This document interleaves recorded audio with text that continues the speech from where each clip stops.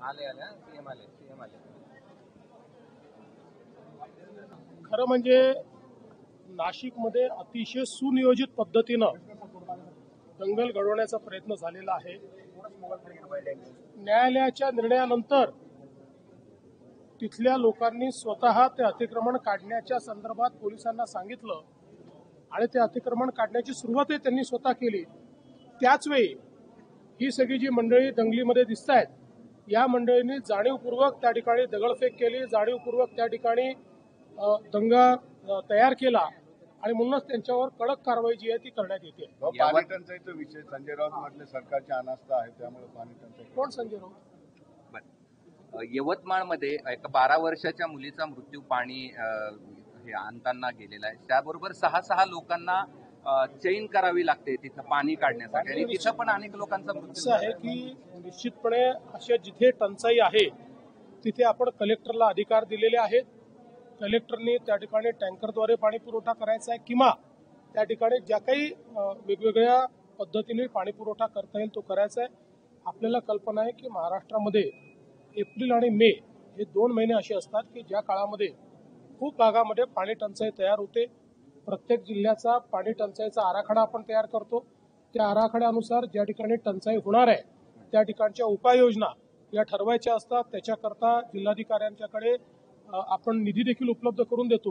त्यामुळे अशा प्रकारची घटना जर कुठे होत असेल तर तिथे काय अडचणी आहेत ते आम्ही समजून घेऊ आणि त्यातनं मार्ग काढू। पण ज्या गावामध्ये हे सगळं घडलंय तिथं पंतप्रधानांची जी पाण्याची योजना आहे, हर घर जल हर घर नल, ह्या झाल्यात, मात्र तुम्ही बघा आता मला आगा माहिती नाही, पिछा माहिती नाही, कुठे झाला हे माहिती नाही आणि तुम्ही अगदी अरे पण तुम्ही सांगितलं म्हणून थोडं उत्तर देता येईल ना।